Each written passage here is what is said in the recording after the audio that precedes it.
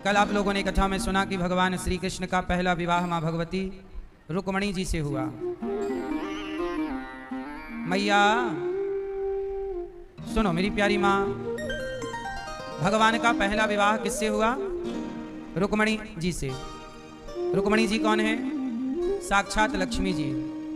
अब बहुत लोग सवाल करते हैं कि गुरुजी भगवान कृष्ण की पत्नी तो रुक्मणी जी हैं, तो मंदिरों में राधा जी क्यों हैं, रुक्मणी जी क्यों नहीं हैं? राधा कृष्ण का मंदिर होता है, रुक्मणी कृष्ण का मंदिर तो सुनने में कम आता है। सवाल बहुत लोग करते हैं कि जब पत्नी रुक्मणी हैं तो पत्नी के संग प्रभु क्यों नहीं खड़े, राधा जी कौन हैं?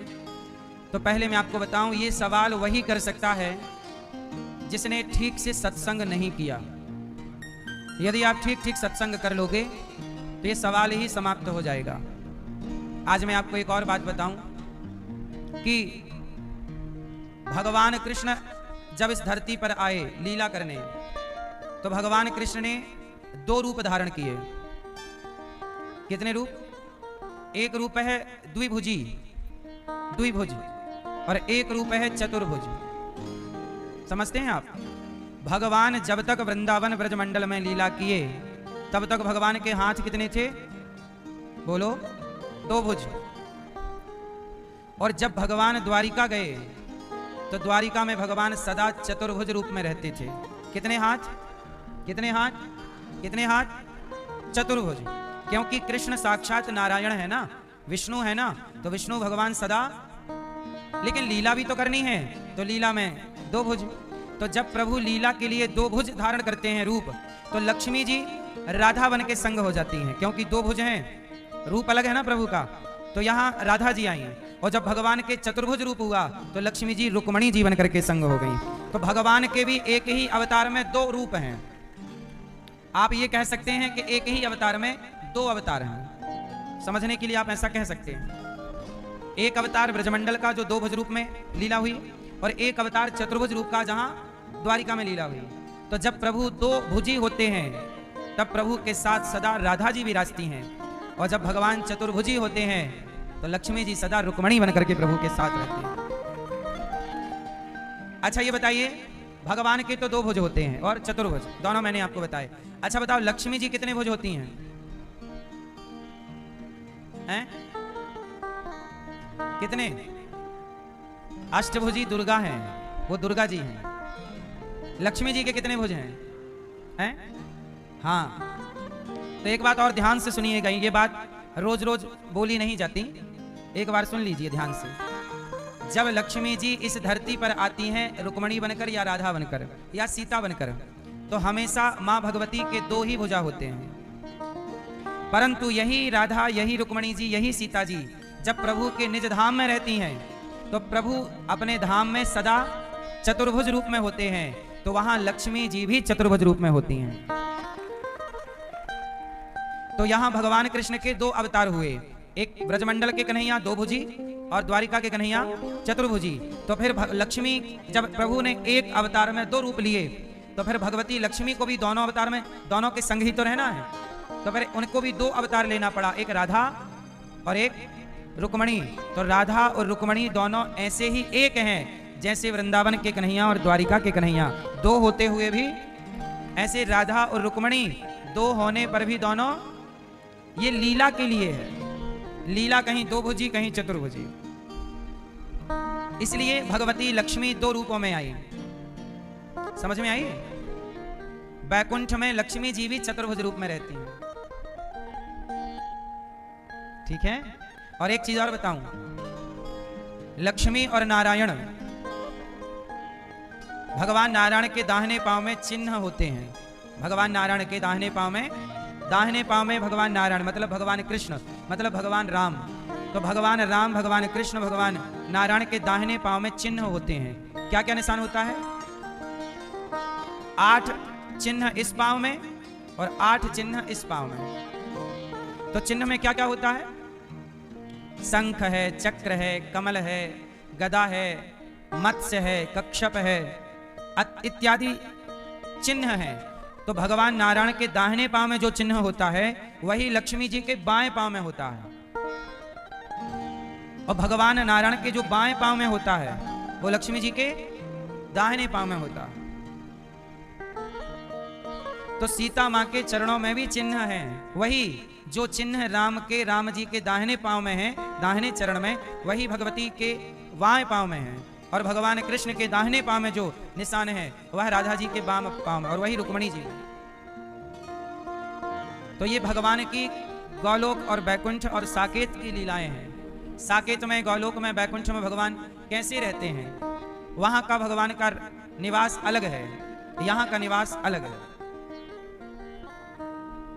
ठीक है।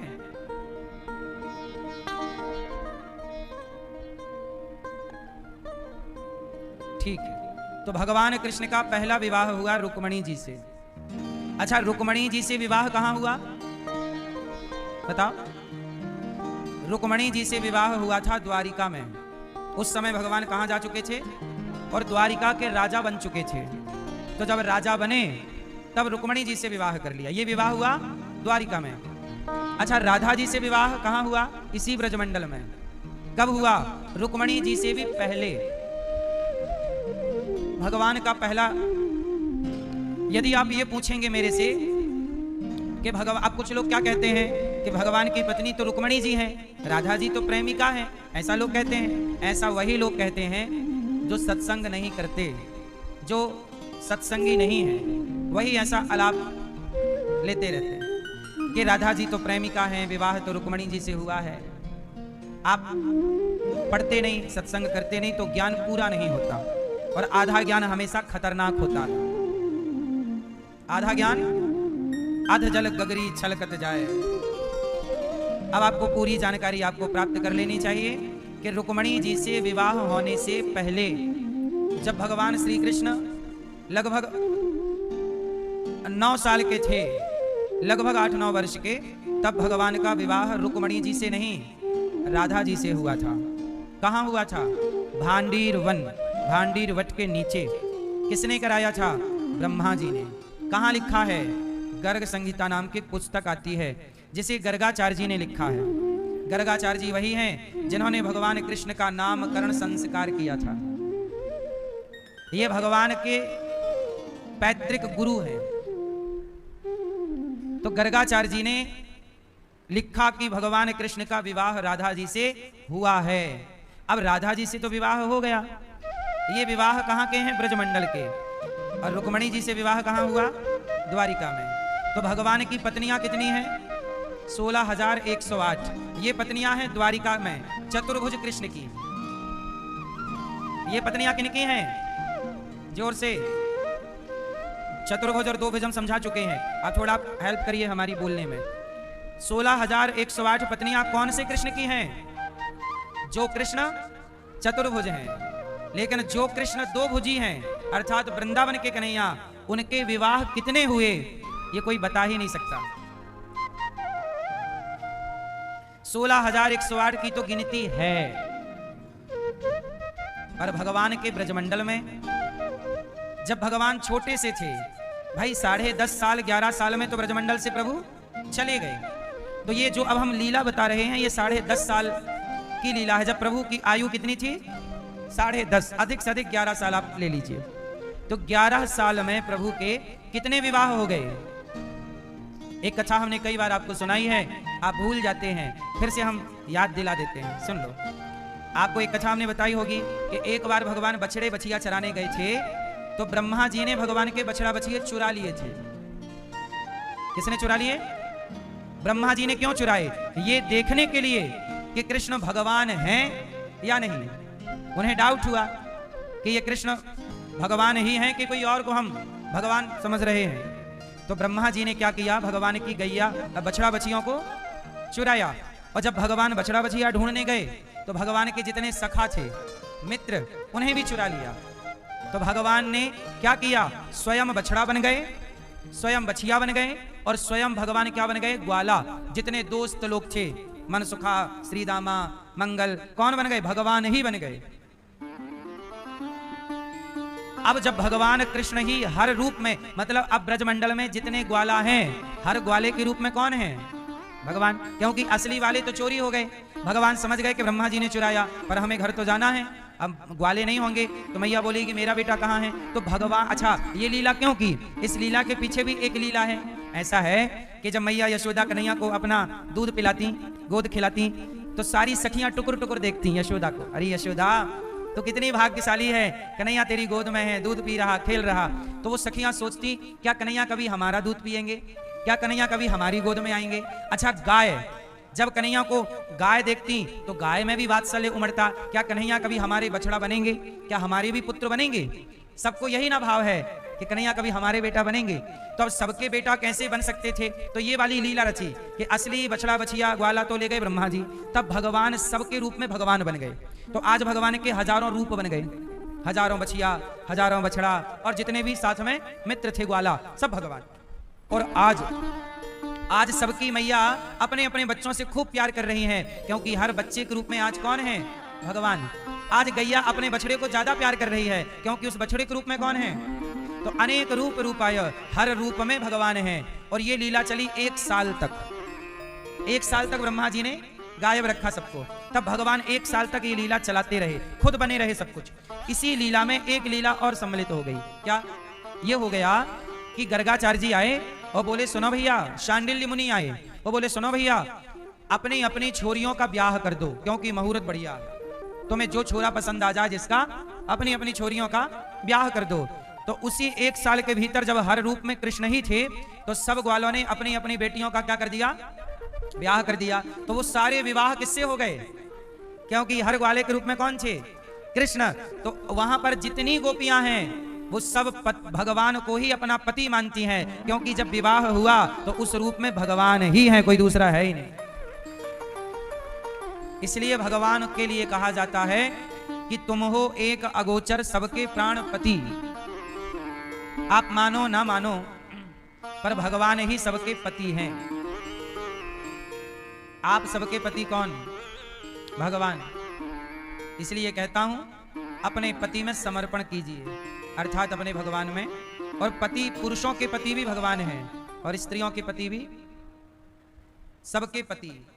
जैसे राष्ट्रपति सबके पति हैं, सेनापति सबके पति हैं, उपराष्ट्रपति सबके पति हैं, ऐसे भगवान भी क्या है? भगवान। जोर से, सबके पति कौन? पति का मतलब केवल पप्पू के पापा नहीं है, पति का मतलब है रक्षा करने वाला। पति किसे कहते हैं? जो रक्षा करें। तो भगवान को क्या कहा? तुम हो एक अगोचर सबके प्राण। हमारे प्राणों की रक्षा कौन करता है? जब आप अपनी मां के पेट में थे, इतनी सी जगह पर 9 महीने थे, तब आपके प्राणों की रक्षा कौन कर रहा था? तो भगवान सबके पति हैं। क्यों? मीन्स सबके रक्षक हैं। भगवान सबके रक्षक हैं। तो ये रुक्मणी जी से पहले भगवान का विवाह राधा जी से हो चुका है। राधा जी भी रुक्मणी है, मतलब राधा जी भी लक्ष्मी है, रुक्मणी जी भी लक्ष्मी है। भगवान का पहला विवाह द्वारिका। अब ये कथा द्वारिका की है। अब वृंदावन के कन्हैया की कथा बाल लीला होती है, वो बाल लीला वृंदावन के कन्हैया की। और विवाहों की कथा ये द्वारिका के कन्हैया की है। तो जो आप सुनते हैं 16,108 विवाह, ये द्वारिका के कृष्ण के, वृंदावन के कृष्ण के कितने विवाह हुए? ये अनंत विवाह हैं। भगवान आपके सबके पति हैं, यही भाव मानना चाहिए, है ना। गोपियां पति के भाव से ही भजती हैं। पति में कुरुते नमः। हाँ, कात्यायनी महामाये महायोगिन्यधीश्वरी नंद गोप सुतम देवी पतिम में कुरुते नमः। सारी सखियां भगवान को किस रूप में भजती हैं? पति के रूप में। इसलिए भगवान को जो जिस भाव से भजे उस भाव से मिलते हैं। पहला विवाह रुक्मणी जी से हुआ, पुत्र हुए प्रद्युम्न, सम्रासुर को मारे और रति से विवाह किए। भगवान के पुत्र का विवाह भी हो गया, प्रद्युम्न जी का। फिर भगवान का दूसरा विवाह हुआ, किसके साथ? जामवंत की बेटी। अब देखो, अब भगवान के जो विवाह होंगे ये उधारी चुकाने वाले हैं। ये कौन से विवाह हैं? ये उधार वाले हैं। आओ कैसी उधारी है वो भी आपको बताऊं। भगवान की भी ना भक्तों से उधारी चलती रहती है, आज नहीं कल चुकाएंगे। भगवान की एक उधारी जामवंत जी के साथ थी। जामवंत जी कौन है? त्रेता वाले जामवंत जी, जिन्होंने हनुमान जी को मोटिवेट किया था लंका जाने के लिए। जामवंत के वचन सुहाए, सुनी हनुमंत हृदय अति भाए। वो जामवंत जी राम जी की सेना में थे ना एक। जामवंत जी की बेटी का नाम है जाम्बवती। राम जी से जामवंत जी बोले कि प्रभु आप मेरी बेटी से विवाह कर लो। राम जी बोले अब तो नहीं हो सकता, क्योंकि मैं सीता से कर चुका हूं, एक वाला हूं मैं, एक पत्नी वाला। जामवंत जी बोले प्रभु कर लीजिए, मेरी बेटी आप से विवाहित होगी और कौन उसके लिए सही वर है।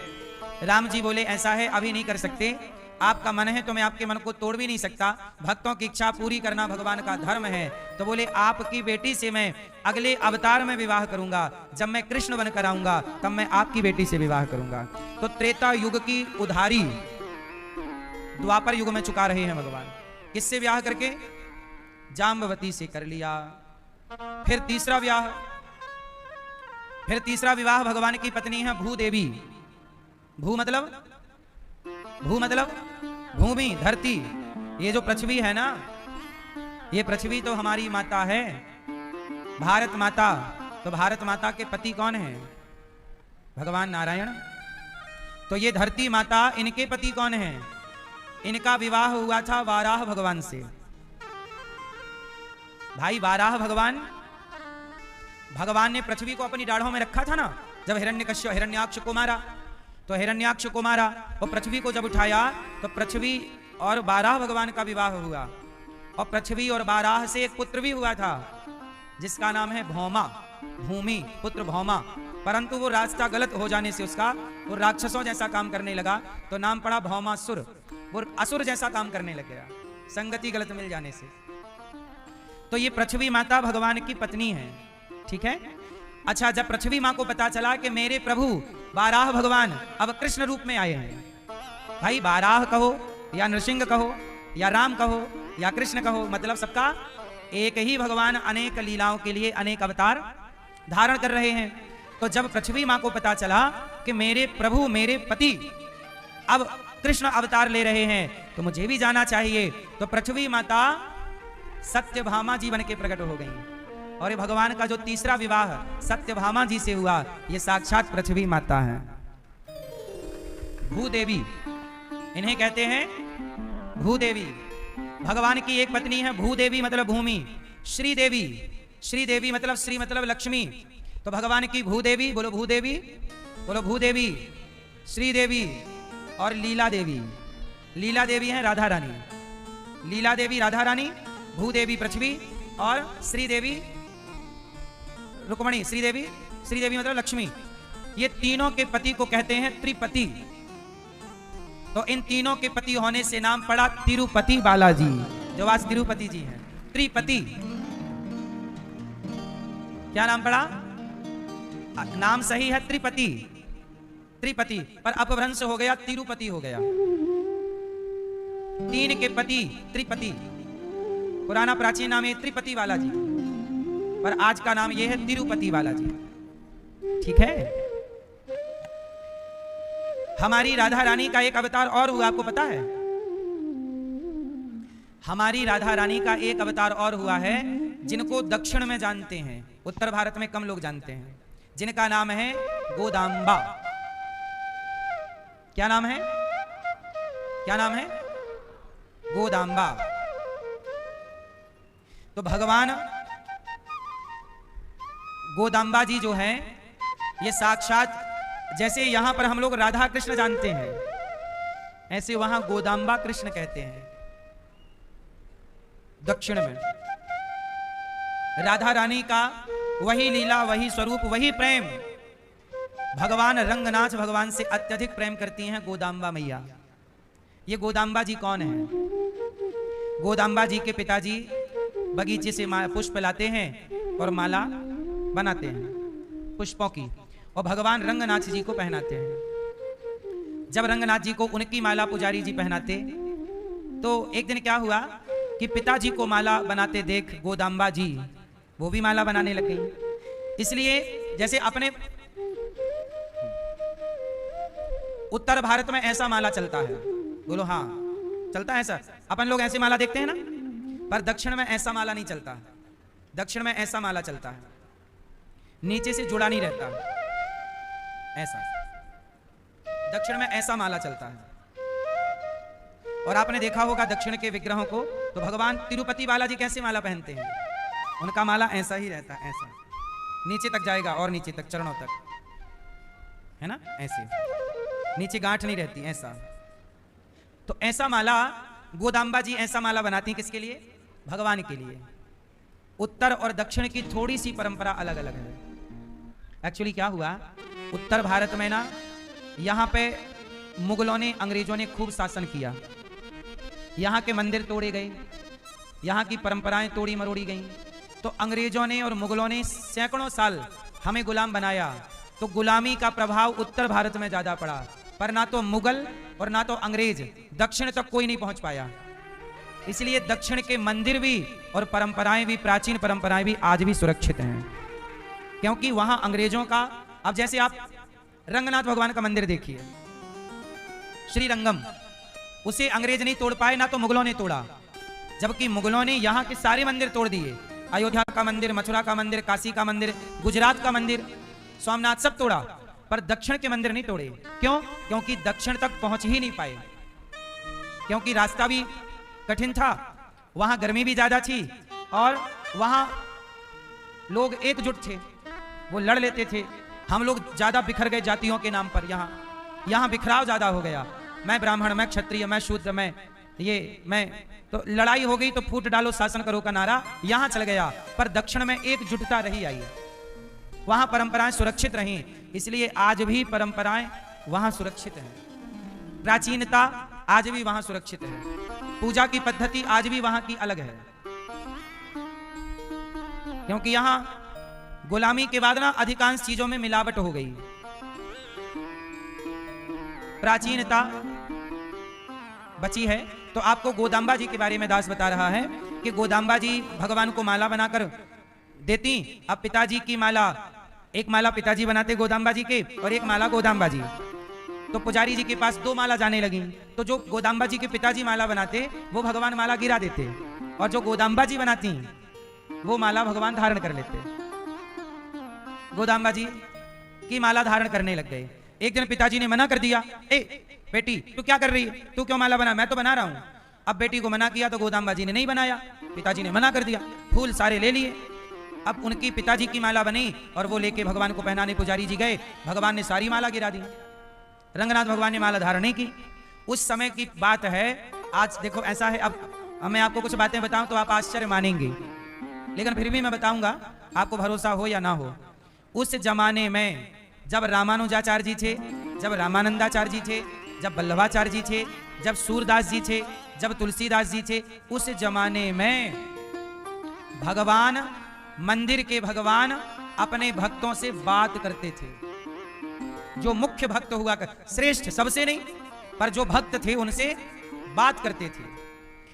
अब जैसे जगन्नाथ जी की कथा, जगन्नाथ जी माधवदास जी से बात करते थे, तो सब जैसे धन्ना जाट से शालिग्राम जी बात करते थे, नामदेव जी से विट्ठलनाथ जी बात करते थे, गोरा कुम्हार से विट्ठल देव जी बात करते थे। तो ये सब भक्तों की कथाएं हैं कि भगवान बात करते थे। तो जब पुजारी जी ने देखा कि प्रभु माला गिरा रहे हैं, तो वो पुजारी बहुत उच्च कोटि के भक्त थे, कहा कि प्रभु आप माला क्यों गिरा रहे हैं, आज आप श्रृंगार क्यों धारण नहीं कर रहे हैं, क्या गलती हो गई। तब भगवान ने कहा, गोदांबा जी के पिताजी का नाम लेकर, सुनो उनसे जाके कह दो कि वो हमारे लिए माला ना बनाया करें, अपनी बेटी से बनवाया करें। अब भगवान बोले, पुजारी जी बोले कि आप उनकी बेटी का नाम क्या है, बोले उनकी बेटी का नाम है गोदांबा। अच्छा, तो आप उनके माला नहीं पहनोगे, नहीं हमें गोदांबा का माला पहनना, गोदांबा जी का। ठीक है, पुजारी जी गए, वो बगीचे की रखवाली करते थे, मतलब भगवान के मंदिर का बगीचा था, तो बगीचे में वो लोग ना केवल देख रेख, पानी डालना, पुष्पों को संभालना, माला बनाना, ये उनकी सेवा थी। तो माली की बेटी गोदांबा जी वहां पुष्प बनाने वाले, तो गोदांबा जी ने, अब उन्होंने भगवान का आदेश मिला कि गोदांबा जी आपको माला बनाना है। अब गोदांबा जी इतने, जो अब ये समझ लीजिए कि जो राधा रानी हैं वही साक्षात गोदांबा जी हैं, प्रभु की सेवा में गोदांबा जी। रंगनाथ भगवान की सेवा में। तो भगवान माला पहनने लग गए। अब गोदाम्बा जी ना नित्य आने लग गई। अब क्या होगा, वो माला तो पहनने लग गए, लेकिन एक दिन गोदाम्बा जी ने आज तक प्रभु का दर्शन किया नहीं था, केवल माला बनाती थी। तो एक दिन सोचा कि मेरे बनाई माला में प्रभु कैसे लगते हैं, एक बार मैं जाऊं। तो एक दिन गोदाम्बा जी गई। तो जैसे ही गोदाम्बा जी गई तो गोदाम्बा जी आई हैं, तो गोदाम्बा जी भगवान को नहीं देखी। भगवान, अच्छा रंगनाथ जी कैसे हैं पता है आपको? लेटे हुए हैं। जो रंगम मंदिर है रंगनाथ जी का, वहां भगवान लेटे हुए हैं। कहाँ है? दक्षिण में लेटे हुए, ऐसे लेटे हैं, ऐसे जैसे लक्ष्मी जी चरण दबा रही हैं, तो उनके पांव में लक्ष्मी जी बैठी हैं पांव दबाने के लिए, और भगवान लेटे हुए। तो जैसे ही मंदिर में पहली बार गोदाम्बा जी प्रवेश करती हैं, तो भगवान ऐसे लेटे थे, उठ गए, और भगवान ने उठकर गोदाम्बा जी को, ये देखो, ये अब यहाँ इस चित्र को ध्यान से देखिए टीवी पर आप, शेष सैया पर नारायण भगवान लेटे हैं, यही है रंगनाथ भगवान, और लक्ष्मी जी देखो बगल में है, और बीच में आप देखिए, बीच में छोटे रूप में जो है ना, ये भी ठाकुर जी का विग्रह है, सेवा विग्रह, चल विग्रह, ये बीच में भगवान नारायण है, और इस तरफ गोदाम्बा जी हैं, और इस तरफ लक्ष्मी जी हैं। अभी मैं आपको समझाऊंगा पूरा। तो भगवान ऐसे लेटे हैं, रंगनाथ भगवान क्या है, ऐसे लेटे हैं। तो गोदाम्बा जी को लगा कि मैंने माला जो पहनाया बनाया है, एक बार देखूं। तो भगवान को देखने पहली बार जब वो मंदिर में पधारी, तो भगवान रंगनाथ भगवान उठकर बैठ गए। वो जब बैठे तो लक्ष्मी जी चरणों में थी। लक्ष्मी जी ने कहा आज काहे बैठ गए, कोई गड़बड़ है? तो लक्ष्मी जी ने झांक के देखा तो गोदाम्बा जी आ रही हैं। तो भगवान लक्ष्मी जी को देख के फिर लेट गए। केवल आपका ही बस ऐसा सेटअप नहीं है, भगवान के साथ भी ऐसा होता है। पर भगवान भी क्या करें, भगवान भी वश में होते हैं, किसके? भक्त के। तो लक्ष्मी जी, अब लक्ष्मी जी तो चरणों में हैं ही। भगवान बोले, लक्ष्मी जी बोली ये कौन है? भगवान बोले ये गोदाम्बा जी हैं। देखो ये सारी बातें जो हम बता रहे हैं, और इस तरह से ये केवल लीला मात्र है। भगवान में कोई दोष दृष्टि नहीं होती, कोई दोष दर्शन नहीं होता, ये केवल लीला है और आनंद की बातें हैं, विनोद की बातें कही जाती हैं। तो भगवान जब गोदाम्बा जी आई तो दूर खड़ी हो गई और भगवान को देखने लग गई। तो भगवान को देख रही, अच्छा ये वही माला है जो हमने बनाया है। अब जैसे ही गोदाम्बा जी आई तो भगवान ने अपना माला फिर से गिरा दिया, और गिराया तो पुजारी जी आए। पुजारी जी आए तो कहा कि प्रभु माला क्यों गिरा दिया आपने? भगवान बोले उनसे कहो कि वो पहनाए।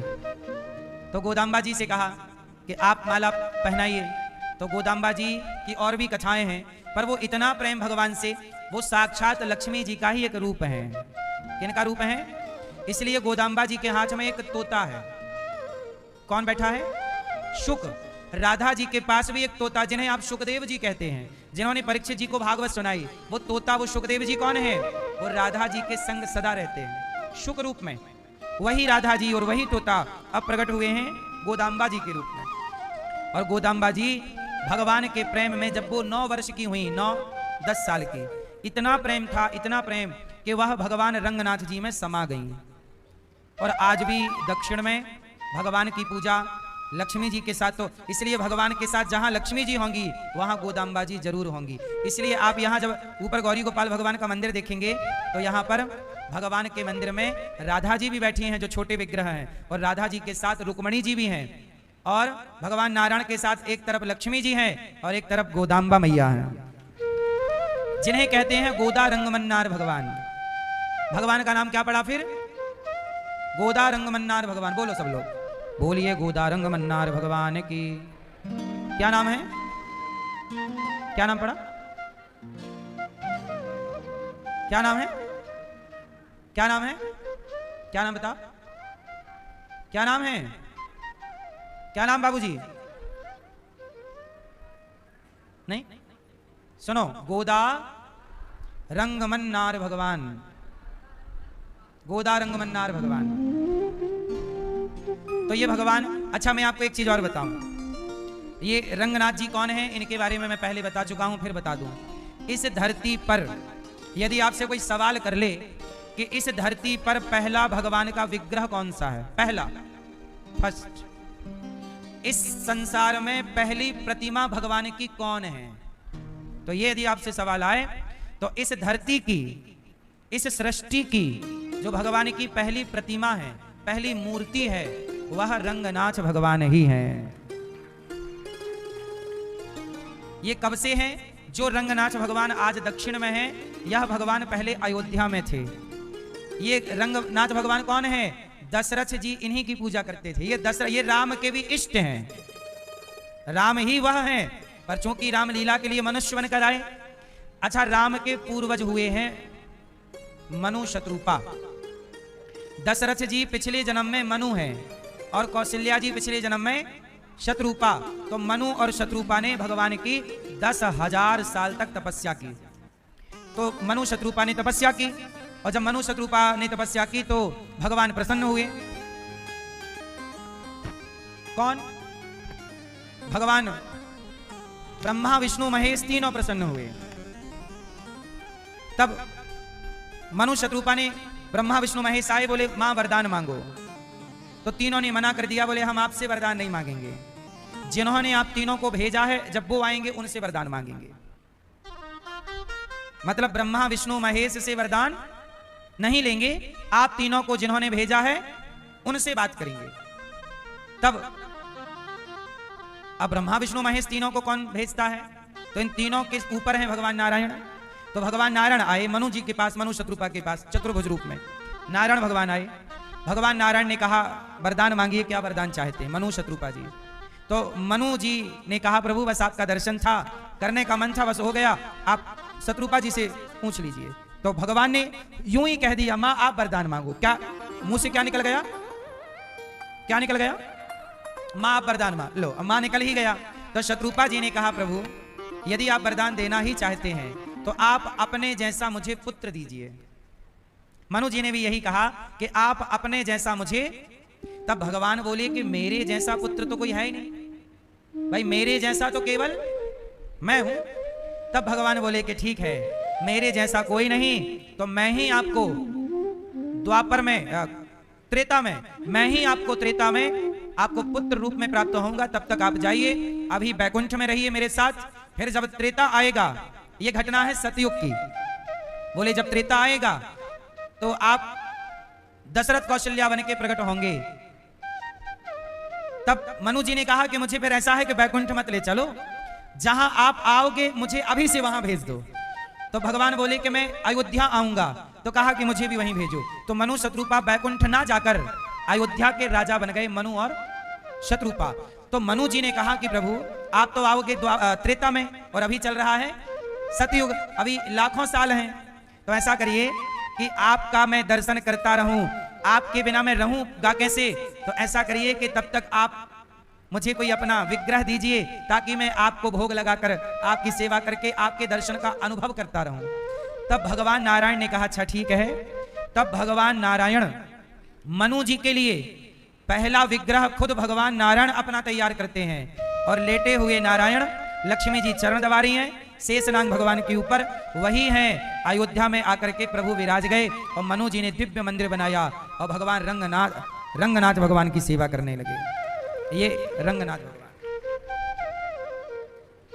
तो ये अयोध्या जी में आए तो सबसे पहला विग्रह कौन है? रंगनाथ जी।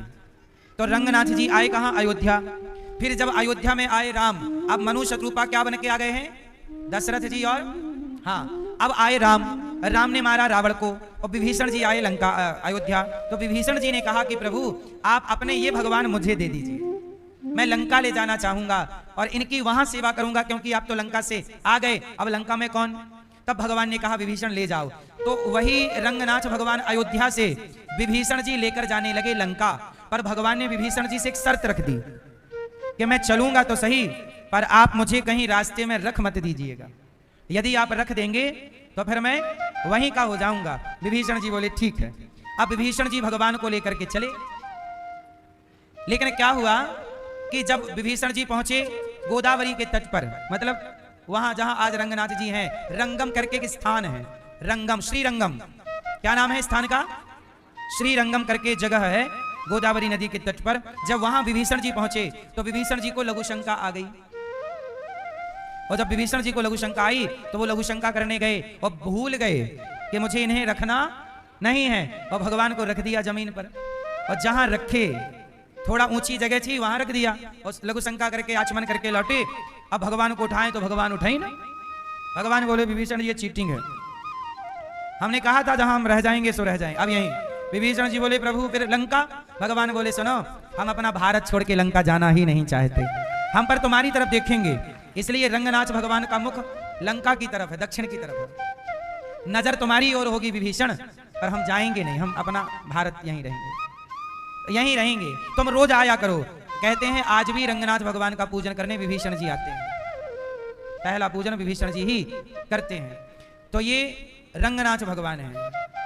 तुलसीदास जी ने, अच्छा शंकर जी भी रंगनाथ भगवान की पूजा करते हैं। आपको एक दोहा याद हो तो मेरे संग गाओ। तुलसीदास जी ने लिखा, शंकर जी क्या कह रहे हैं कि बार बार बर मांगा हूं, आगे बोलो याद हो तो, हरस देव श्रीरंग, हरस देव श्रीरंग, पद सरोज अनपायनी, भक्ति सदा सत्संग।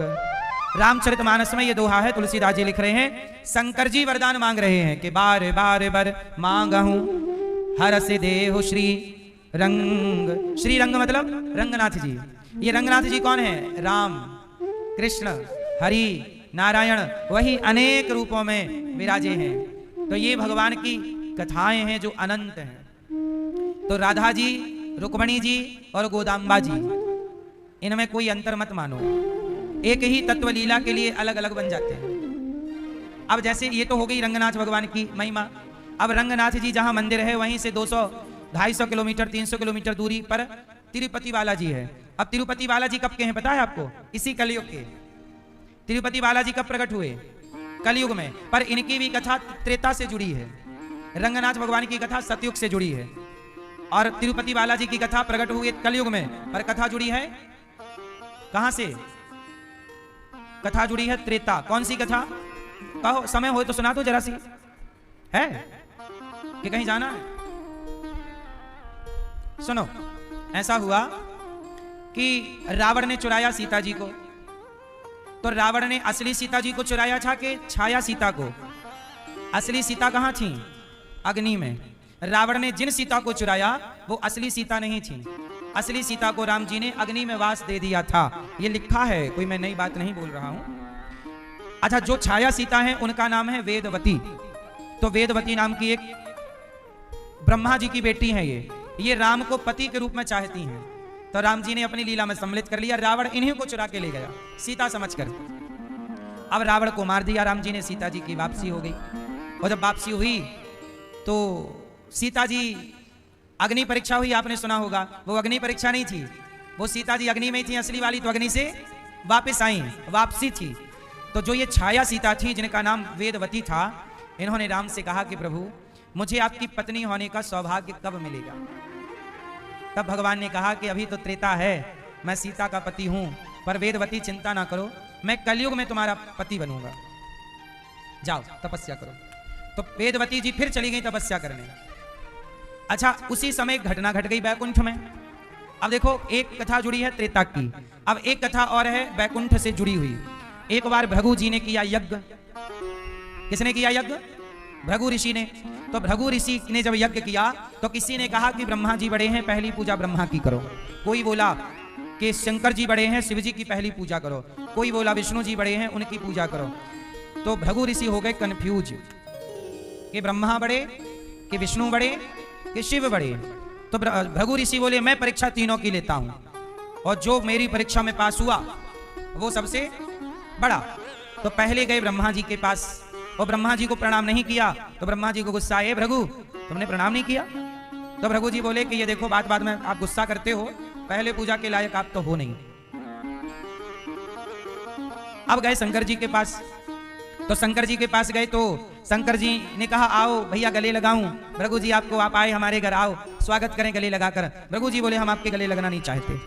तो शंकर जी को भी गुस्सा आ गया कि वाह, हम आपके सम्मान में खड़े हैं और आप देखो जरा।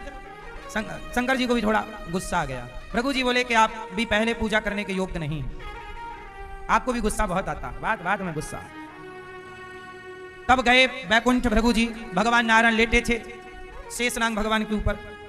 तो गए भृगु जी, तो भगवान की छाती पर एक लात जमा दिया, धड़ाम। किसने लात मारा? भृगु ऋषि ने। इसलिए आप लोगों ने देखा होगा कि गोपाल जी की छाती पे एक लात का भी निशान रहता है, चरण चिन्ह, भगवान की छाती पर चरण।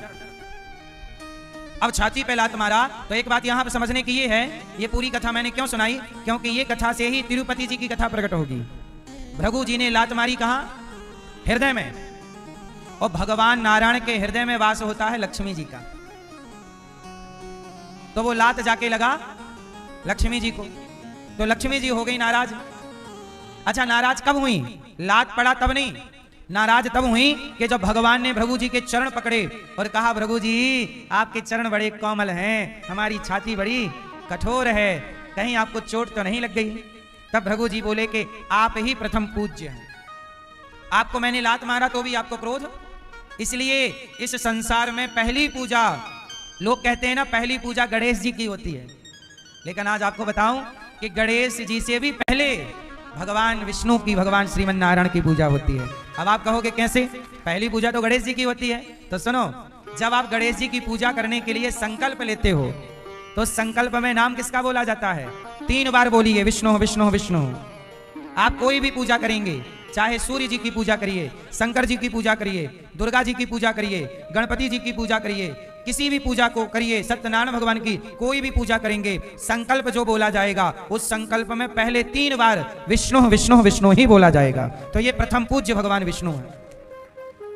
उस संकल्प में पहले शिव शिव नहीं बोला जाएगा, ब्रह्मा ब्रह्मा नहीं बोला जाएगा, गणेश गणेश गणेश नहीं बोला जाएगा। क्या बोला जाएगा? विष्णु विष्णु विष्णु। 3 बार विष्णु विष्णु बोलिए। कोई भी पूजा यज्ञ अनुष्ठान में पंडित जी बोलते हैं 3 बार विष्णु कहिए। जब आपका विवाह होता है उस समय भी जो संकल्प होते हैं, इस धरती पर, इस संसार में जब भी कभी कोई संकल्प होगा तो संकल्प के पहले में 3 बार विष्णु का ही प्रथम नाम भगवान विष्णु का होगा, वही प्रथम पूज्य। गणेश जी की पूजा का भी संकल्प, उसमें भी पहले विष्णु जी का नाम, फिर गणपति जी की पूजा स्टार्ट होगी। समझ में आई? ये तो हो गई, भृगु जी ने निश्चित कर लिया प्रथम पूज्य भगवान विष्णु हैं। अब सुनो, इसलिए विष्णु जी की पूजा। अब आगे चलते हैं दूसरी कथा की ओर। भृगु जी तो लात मार के चले गए, पर भृगु जी ने लात मारा तो लक्ष्मी जी नाराज हो गई। अच्छा, लक्ष्मी जी नाराज इस बात से नहीं हुई कि लात मार दिया, इस बात से नाराज हुई कि वाह प्रभु, वो पंडित जी लात मार के चले गए और आप उनसे पूछ रहे हो चोट तो नहीं लग गई, आपको चोट तो नहीं लग गई, और हम जो घायल हो गई हमसे नहीं कहा? अरे कम से कम उनका एक पांव पकड़ के एक उंगली तोड़ देते। वो लात मार के भाग गए हमें। भगवान बोले नहीं नहीं, वो पंडित जी हैं, ब्राह्मण देवता हैं, वो बेचारे दिन भर हमारे ही तो नाम जपते रहते हैं, हम भला उनकी उंगली कैसे तोड़ देते? इसलिए लक्ष्मी जी ना ब्राह्मणों से नाराज हो गई। इसलिए आप देख लीजिएगा, हमेशा ब्राह्मण भीख ही मांगता है, भिक्षा। एक गरीब ब्राह्मण था, सुदामा जी, जितनी भी कथाएं मिलेंगी आपको, एक गरीब ब्राह्मण। गरीब क्यों है? क्योंकि भृगु जी ब्राह्मण थे। देखो, ब्राह्मण भगवान की छाती पे लात जब मारा तो लक्ष्मी जी नाराज हो गई, और लक्ष्मी जी बोली कि सुनो, ये पंडित जी लोग आपकी उपासना भले करें पर मैं इनसे दूर रहूंगी। इसलिए ब्राह्मणों से लक्ष्मी जी बड़ी दूर रहती हैं। ब्राह्मण हमेशा, अधिकांश 95% ब्राह्मण आज भी गरीब ही हैं, और गरीबी भी मतलब गजब वाली गरीबी कि भिक्षा से ही गुजारा होगा। सही है गलत है? आपके भी गांव नगर में आसपास कभी ब्राह्मणों को देखिए, वो गरीब ही मिलेंगे आपको, क्योंकि लक्ष्मी जी से पंगा अब लिए हैं। तो इसलिए ब्राह्मणों ने लक्ष्मी जी को भले छोड़ दिया पर अपने प्रभु भगवान नारायण को नहीं छोड़ा। इसलिए ब्राह्मण भले गरीब है, भिक्षा मांगकर गुजारा कर लेगा, परंतु ब्राह्मण सदा वफादारी से, ईमानदारी से अपना कार्य करता है। भगवान का भजन यजन वही करता है। इसलिए कोई भी पूजा हो, कोई भी अनुष्ठान हो, ब्राह्मण को ही बुलाया जाता है। अब आप कहो ब्राह्मण ही क्यों? क्योंकि लक्ष्मी जी जिनसे रूठ गई। अब ब्राह्मण चाहते तो बोल देते कि प्रभु आपको छोड़ता हूं मैं, लक्ष्मी जी से सॉरी कह देता हूं, आप तो ना रूठो, लेकिन नहीं, लक्ष्मी जी रूठे तो रूठ जाए। मतलब पैसे के पीछे नहीं भागेगा, भगवान के पीछे भागेगा। और जो पैसे के पीछे भाग जाता है वो भगवान को छोड़ देता है। इसलिए मंदिरों में पुजारी ब्राह्मण को ही बनाया जाता है अधिकांश। क्यों? क्योंकि यही भगवान से, ये भगवान से प्रेम करता है, ये सेवा ठीक करेगा। क्योंकि इसे लक्ष्मी से मतलब तो है ही नहीं, क्योंकि इसे पहले पता है कि अपनी लक्ष्मी जी से कट्टी है। तो अपने तो एक ले दे के भगवान ही है। तो प्रभु आप ही दया करे रखना, लक्ष्मी जी तो नाराज है, लेकिन प्रभु आप ना रूठना। इसलिए ब्राह्मण, इसलिए शालिग्राम जी मंदिरों में होते हैं, नहवा दो, दिखा के खा लो। इसलिए जितनी श्रद्धा और समर्पण भाव से मंदिर में ब्राह्मण भगवान की सेवा कर सकता है, आप दूसरे को देख लीजिए, उस समर्पण उस श्रद्धा से पूजा नहीं करेगा। आज का युग बदल रहा है कुछ, आज लोग लोभी हो रहे हैं, पर सुदामा जैसे लोग तब भी लोभी नहीं थे। सुदामा कृष्ण के इतने बड़े भक्त थे, लेकिन सुदामा को कोई पैसा देता और कहता कि कृष्ण को छोड़ दो, ये पैसा लो। सुदामा के एक मित्र थे, उन्होंने कहा कि ऐसा करो, हमारे एक राजा हैं, आप उनका गुणगान करो, वो आपको बहुत सारा पैसा देंगे। नहीं, ब्राह्मण तुलसीदास जी ने रामचरितमानस लिखी, भगवान के लिए लिखी। वो ऐसा किसी राजा महाराजा के लिए लिखते, उनके लिए स्तुति और कविताएं, तो वो राजा कितना धन दे सकता था, पर धन की गुलामी करते तो ऐसे महापुरुष धरती में ऐसे महान ग्रंथ ना दे पाते ना, क्योंकि लालच आने के बाद व्यक्ति का सब कुछ नष्ट हो जाता है। बात समझ पा रहे हो आप लोग? समझ पा रहे हो कि नहीं मुझे नहीं पता। उदाहरण से समझिएगा, जैसे बहुत अच्छा गाते थे, वो कौन था जो मुगलों के यहाँ अच्छा गाया करते थे? तानसेन। क्या नाम था? तानसेन। अब जरा सुनिएगा, तानसेन इतना अच्छा गाते थे तो जाके राजा के दरबार में गाने लग गए पैसा के लिए। बोलो हाँ। लेकिन तानसेन के गुरुजी श्री हरिदास जी यहीं थे वृंदावन में। राजा ने बुलवाया, तानसेन जब तुम इतना अच्छा गाते हो, तुम्हारे गुरुजी कितना अच्छा गाते होंगे, जरा बुलाओ। तब कहा तानसेन ने कि महाराज, हम अपने बादशाह के लिए गाते हैं, वो अपने बादशाह परमात्मा के लिए गाते हैं। कहा नहीं बुलाओ, वो हमारे लिए गाएंगे। कहा कि महाराज वो आएंगे तो नहीं, पर आप चल के दर्शन कर सकते हैं। हरिदास जी से कहा चलो हमारे दरबार में, जितना पैसा बोलोगे हम देंगे, हमारे लिए गाइए। हरिदास जी बोले पागल, तू अपने को राजा महाराजा सम्राट कह रहा है, तुम जैसे जिस परमात्मा के चरणों की धूल नहीं है, हम उस सम्राट के लिए गाते हैं, उस परमात्मा के लिए गाते हैं। ऐसे लोगों की कविताएं लक्ष्मी के लिए बहते तो ये बह जाते, पर लक्ष्मी जी में ना बहे, ये नारायण में स्थित रहे। इसलिए मंदिर में पुजारी ब्राह्मण को ही क्यों बनाया जाता है? क्योंकि बाकी लोग धन में बह सकते हैं, एक ब्राह्मण है जो धन से ऊपर भगवान को रखता है। धन से भी ऊपर किसको रखता है? भगवान। क्योंकि लक्ष्मी जी रूठेंगी तो रूठ जाएं, भगवान नहीं रूठने चाहिए। ठीक है, बातें बड़ी गहरी हैं, आप कितना समझ पाएंगे मुझे नहीं पता। तो अब लक्ष्मी जी हो गई नाराज। किससे हो गई? भगवान भृगु जी से, ब्राह्मणों से नाराज। तब क्या हुआ? तब कहा भगवान ने, लक्ष्मी जी हम नाराज हो गई, तो चली गई नाराज होके, और जाके मां भगवती लक्ष्मी तिरुमला पर्वत पर चढ़ गई। कौन सा पर्वत? जैसे यहां पर गिरिराज जी हैं, यहां पर कामतानाथ जी हैं, चित्रकूट में वृंदावन में पर्वत है ना, हम लोग पूजा करते हैं गिरिराज जी की परिक्रमा, कामतानाथ जी की परिक्रमा चित्रकूट में। ऐसे दक्षिण में तिरुमला पर्वत है, जहां लक्ष्मी जी चली गई तपस्या करने। फिर बैकुंठ से भगवान, लक्ष्मी जी तो चली गई, तब बैकुंठ के भगवान नारायण लक्ष्मी जी को ढूंढने के लिए चले, और जब ढूंढने के लिए चले तो वो तिरुमला पहुंचे, तो वहां पर एक पद्मावती नाम की कन्या थी। ये वही पद्मावती जिनको रावण ने चुराया था, छाया सीता, वो वाली छाया सीता वेदवती क्या बनी? पद्मावती। और भगवान आए तो पद्मावती से कर लिया ब्याह। तो लक्ष्मी जी डबल नाराज हो गई, हमें ढूंढने आए थे, हम नाराज होके आई थी, हमें ढूंढने आए, एक ब्याह और कर लिया, अब डबल नाराज। और जब नाराज हुए लक्ष्मी जी, तो भगवान डरते डरते लक्ष्मी जी के पास पहुंचे। लक्ष्मी जी तपस्या, अच्छा ये पांव लात मारी भृगु जी ने तो नाराज हो गई, तपस्या करने लगी लक्ष्मी जी। तब भगवान मनाने गए, वो मनाते हुए कहा कि देवी ये पद्मावती, लक्ष्मी जी बोली ये कौन है? बोली पद्मावती तपस्या की, ये ब्रह्मा जी की पुत्री हैं, मुझे पति रूप में त्रेता में ही चाह रही थी, पर त्रेता में तो मैंने कह दिया कि अभी नहीं, पर अब इनको अब वरदान ही मांग रखा है, पति मुझे बनाना चाहती हैं, तो आप ऐसा करो कि आप इनको भी जगह दो। और तब तक तीसरी दौड़ी दौड़ी आ गई लीला देवी, जिन्हें आप राधा जी कह सकते हैं, गोदाम्बा जी कह सकते हैं। तो भगवान ने तीनों से विवाह किया, लक्ष्मी जी, पद्मावती और लीला देवी। तो तीन हो गई, भूदेवी, श्रीदेवी और लीला देवी, तीनों के पति तिरुपति। तो ये राम से जुड़ी कथा तब की है। तो ऐसी कथाएं हैं हर स्थान की, हर लीला की अनेक कथाएं हैं। हरि अनंत, हरि कथा अनंता, कहाँ ही सुनहि बहु विधि सब संता। तो भगवान का पहला विवाह रुक्मणी जी से, दूसरा जाम्बवंत की बेटी जाम्बवती से, तीसरा सत्यभामा से, चौथा विवाह भगवान का सूर्य भगवान की एक बेटी है जिनका नाम है यमुना। ये जो यमुना जी विराजी हैं। तो यमुना जी से भगवान का विवाह हुआ चौथा। तो यमुना जी चौथी पत्नी है भगवान। बाकी तो सब प्रभु के संग चली गई, लेकिन यमुना जी यहीं आज भी। पांचवा विवाह भगवान का हुआ मित्रविंदा के साथ। छठवां विवाह हुआ सत्या से, सातवां भद्रा से, आठवां लक्ष्मणा से, और भौमासुर, वही भौमासुर जो भूमि का बेटा, जो बाराह भगवान से प्रकट हुआ, उसने क्या किया, क्योंकि भगवान का पुत्र होने से बड़ा बलवान, उसने क्या किया, 16,100 कन्याओं को बंदी बना लिया। अब कन्याओं ने भगवान कृष्ण को पत्र लिखा कि हम इसके बंधन में हैं, हमें मुक्त करिए।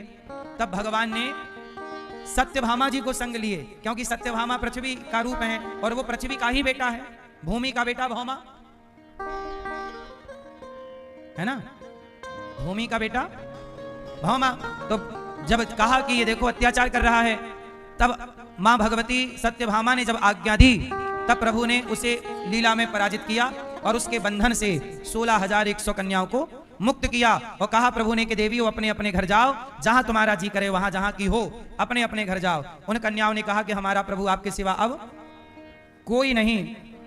तब उन कन्याओं से भगवान ने विवाह उनके आग्रह पर कर लिया और भगवान के टोटल विवाह हो गए 16,108। 8 पहले हो चुके, 16,000 कन्याएं वह थी भगवान के विवाह। अब देखिए इतने विवाह भगवान के भये, पर एक भी विवाह का कार्ड नहीं छप पाया, सब इमरजेंसी केस थे। 16,108 विवाह भये, हर रानी से एक बेटी और 10-10 बेटे हो गए। इतना बड़ा परिवार भगवान का है, इतना बड़ा एक भगवान कितने विवाह हैं, फिर भी भगवान मुस्कुरा रहे हैं। और आपका एक विवाह होने के बाद जो हंसी गायब हुई आज तक लौटी ही नहीं। शादी के बाद आदमी हंसता नहीं अच्छे से, काहे फॉर्मेलिटी बस। मैया बैठ जाना मेरी माँ, कहाँ तुम झोला लिए घूम रही हो, ये बोरी कहाँ से ले आई है मैया, क्या भरी हो बोरी में। धाम में आके भी गठरिया नहीं छूटी तुम्हारी, यहाँ है, यहाँ भी पाप की गठरी ले ही आई।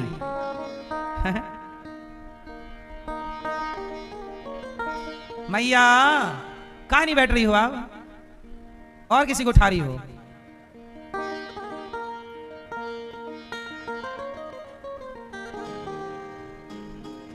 अब वो मैया खड़ी हैं, उनको अलग से कहो।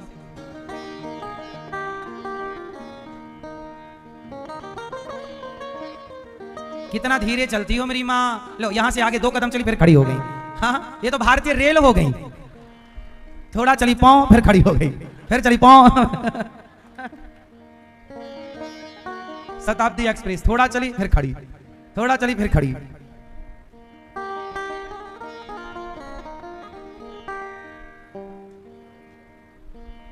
लाल मैया अब ये भर के ले आई पानी। लो सुन लो मेरी माँ, तुम्हें कब से हम बैठा ही रहे हैं, अच्छे से बैठ जाओ मेरी माँ। सुनो, भगवान के इतने सारे विवाह होने पर भी भगवान क्या कर रहे हैं, क्या कर रहे हैं।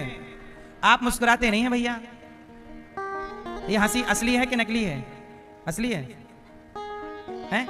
आज ही आई, लो शादी के बाद आज ही हंसे, हैं?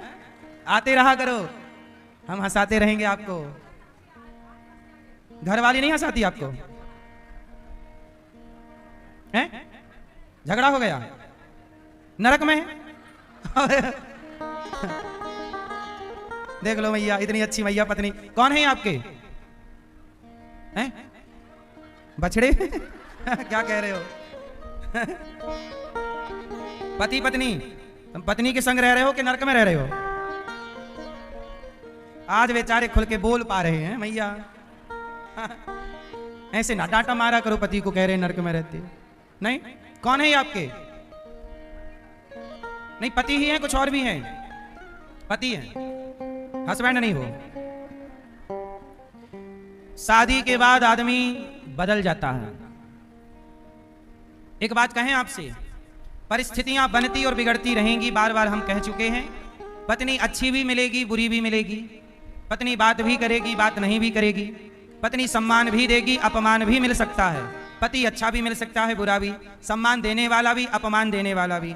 पर मैं आपसे कहता हूं, संसार में अच्छे बुरे लोग मिलते रहेंगे, पर आपको हर समय अपने आनंद में रहना चाहिए। ये तो लोग हैं, आएंगे जाएंगे, पत्नी पति, भाई भतीजा, बेटा बेटी, आते जाते रहते हैं, सब रिश्ते हैं। रिश्तों में ऐसे हंसी मजाक चलते रहना चाहिए, लेकिन कभी ज्यादा गंभीर मत हुआ करो, ज्यादा डिप्रेशन में मत जाया करो, हंसते रहा करो, प्रसन्न चित्त रहा करो। हमारे भगवान सदा खुश रहते हैं। इतने विवाह होने पर भी, इतने बड़ा परिवार होने पर भी, इतनी बड़ी जिम्मेदारी होने पर भी प्रसन्न है। क्या बताएं, हमारे हाथ में कुछ है भी तो नहीं स्माइल के सिवा। थोड़ा खुश ही रह लो, क्योंकि तुम खुश रहो या ना रहो, होना वही है जो होना है। तो क्यों ना जो हो रहा उसे खुशी खुशी निकाला जाए, वक्त को काटा जाए। रोके भी क्या, हालात बदल जाएंगे। रोने से हालात बदल जाएं तो चलो हम रो लेते हैं, पर रोने से भी तो परिस्थितियां बदलती नहीं हैं। बोलो हाँ। लिखा किस्मत का मिटता नहीं मिटाने से, लिखा किस्मत का मिटता नहीं मिटाने से, बस समय को काट लो भैया किसी बहाने से।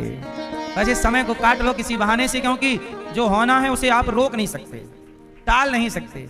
इसलिए हर हाल में पत्नी कैसी भी हो उसके साथ खुश रहो। क्या रहोगे? और ये ना कहा करो कि हम नरक में हैं। आप अपने ही घर को स्वर्ग बनाओ, खुशी से रहो, प्रेम से रहो, और जितना है बहुत है मानकर प्रसन्न रहो। शिकायत भरा जीवन ना हो कि ये नहीं है। शिकायत तो रावण की भी थी।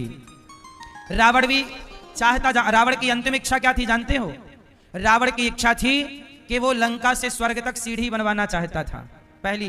रावण की दूसरी इच्छा थी कि गोल्ड में, सोने में खुशबू आनी चाहिए। उसने ब्रह्मा जी से प्रस्ताव दिया था, लेटर दिया कि सुनो थोड़ा चेंजिंग करो, हमारा लंका सोने की है, थोड़ा खुशबू तो आए। खुशबू तो सोने से आती नहीं है, तो असली सोने में खुशबू होनी चाहिए। रावण का प्रस्ताव, जब तक प्रस्ताव पारित होता तब तक रावण ही पारित हो गया। तो रावण की इच्छाएं भी धरी के, तो इच्छाएं तो लंका के रावण, लंका के राजा की इच्छाएं पूरी ना हो पाई, आपकी भी ना हो पाएंगी। जितना ईश्वर ने दिया है उसमें प्रसन्न चित्त से धन्यवाद देते हुए जिंदगी को जीना चाहिए और खुश रहना चाहिए। ठीक है, अब खुश रहा करो, हैं? हाँ मैया, आप अच्छी मैया हो, खुश रहा करो। हर देखो सब कुछ आएगा जाएगा, जीवन ठंडी आएगी जाएगी, गर्मी आएगी जाएगी, बारिश आएगी जाएगी, बाढ़ आएगी जाएगी, जन्म होगा मृत्यु होगी, बहू आएगी जाएगी, सब लोग, ये क्रम ऐसे ही चलता है। लेकिन सदा आपके होंठों पे स्माइल होनी चाहिए, प्रसन्नता होनी चाहिए। हाँ अच्छा, हंसी भी कितने तरह की होती है। एक होती है मुस्कान, मुस्कुराहट, मंद मंद मुस्कुराना। एक होता है हंसना, एक होता है मुस्कुराना। बोलो हाँ मैया। एक मुस्कुराना, बोलो हाँ। एक होता है हंसना, हाँ। एक होता है ठहाका लगाना। कितने हो गए? और भी कुछ होता है क्या? भूल रहे हो हम तो आप बताओ। चलो अब तीनों चीजें करके दिखाओ। मुस्कुराना क्या है? कौन मुस्कुरा के बताएगा? ये चश्मा वाली मैया मुस्कुराओ जरा। ये मैया चश्मा वाली मुस्कुराओ। हाँ हाँ। ये जिसमें दांत ना दिखें पर अंदर खुशी भरी हो, वो स्माइल है, मुस्कुराना। और थोड़ा हंसना जिसमें दांत दिखें। दांत मैया ज्यादा ना दिखाना, क्योंकि कई बार आपके ये जो यहां लगाते ना होठों में, वो दांत में लग जाता है। क्या लिपस्टिक? मैयाओं के साथ ये बड़ा समस्या है। बेचारी होठों पे लिपस्टिक लगाती हैं, वो दांत तक चली जाती है। और कई मैया तो दांत पहुंचना भूल जाती हैं। तो फिर वो जब भी जहां जाके हंसती है वहां दिख जाता है कि लिपस्टिक लगी है।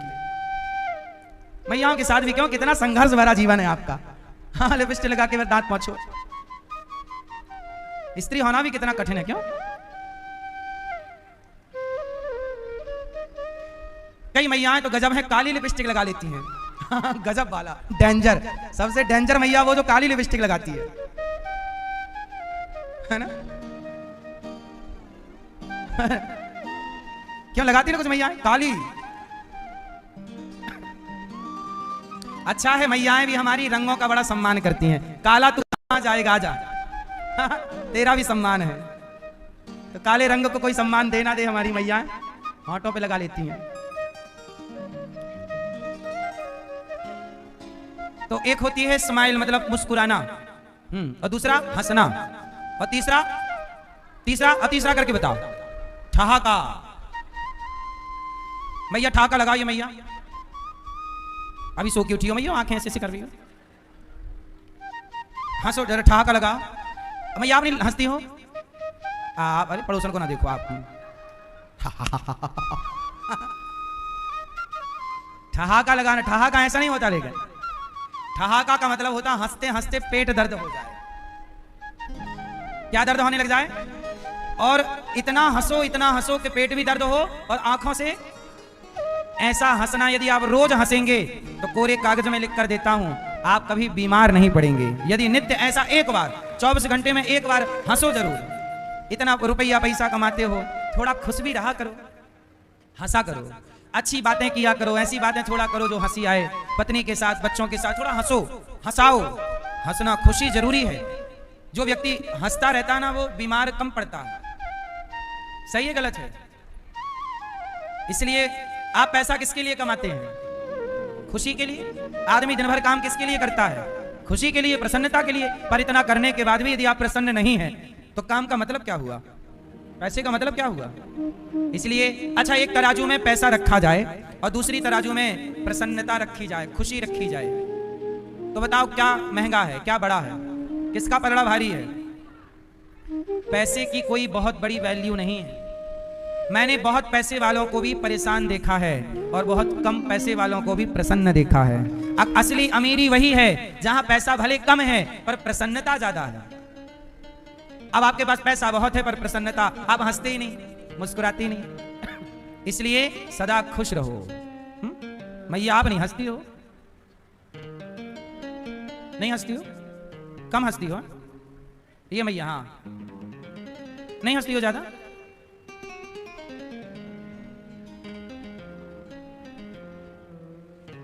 तो भगवान के 16,108 विवाह हुए, पर हर रानी के साथ भगवान प्रसन्न हैं। 16,108 महल बनाए। हर रानी 16,108 रूप हैं भगवान के। कितने रूप हैं? हर पत्नी के साथ भगवान प्रेजेंट हैं। हर पत्नी, ऐसा नहीं अब 16,108 हैं तो पता नहीं तुम्हारा नंबर कब आएगा, तुम्हारे पास कब आएंगे, तुमसे कब बात, नहीं। भगवान के रूप भी 16,108 हैं और हर पत्नी के साथ 24 घंटे उपलब्ध हैं भगवान। ये भगवान ही कर सकते हैं, ये कोई औपचारिकता नहीं है, ये भगवान की लीलाएं हैं। अब एक दिन क्या हुआ, होली आई। तो होली में क्या हुआ कि रुक्मणी जी गई, अष्टपट रानी रुक्मणी जी, सत्यभामा जी, यमुना कालिंदी जी, सब, लक्ष्मणा, सत्या, सब गई और भगवान श्री कृष्ण को पकड़कर, होली थी, पूरे द्वारिका में होली खेली जा रही थी, तो भगवान को पकड़ करके भगवान की पत्नियों ने एक पत्नी ने दो में मिलके एक हाथ को पकड़ा, ऐसे भगवान को पकड़ लिया, किसी ने पांव किसी ने हाथ, और बाल्टी में रंग लाई घोलकर रुक्मणी जी, और भगवान के ऊपर से रंग डाल करके और भगवान श्री कृष्ण को गीला किया, होली खेली और सारी पत्नियां अब भागी, रुक्मणी जी भागी। और जब रुक्मणी जी भागी तो भगवान श्री कृष्ण पीछे पीछे दौड़े, और पीछे दौड़े तो बाकी तो सब भाग गई, रुक्मणी जी पकड़ में आ गई। और जब रुक्मणी जी पकड़ में आई तो भगवान ले गए। अब वहां रंग बंग तो था नहीं, तो भगवान ले गए द्वारिका समुद्र के किनारे, भगवान ले गए और समुद्र में ले जाके भगवान ने मां रुक्मणी जी को पानी में भिगा दिया, पानी में डाल दिया। तो अब रुक्मणी जी पानी भर भर के अपने हाथों में भगवान की ओर, भगवान जल भर के रुक्मणी जी की ओर, इस तरह की ये जल विहार लीला भगवान की चल रही है। भगवान हर उत्सव मनाते हैं। देखो अपनी पत्नी पति कैसे खुश हैं, आप भी थोड़ा ऐसे खुश रहा करो। आप लोग अपनी पत्नियों से बस लड़ते रहते हो, आप अपने पति से बस शिकायत करती रहती हो। अरे रिश्ते शिकायत और लड़ने के लिए नहीं, रिश्ते प्यार के लिए हैं, रिश्ते समय आनंद से बिताने के लिए हैं, क्योंकि ये रिश्ता आज है, पता नहीं कल आप दो में से कौन रहे कौन ना रहे। इसलिए जब तक साथ हो प्रेम मोहब्बत से रहो, क्योंकि एक बिछड़ ही जाता है एक समय बाद। बोलो हाँ कि ना।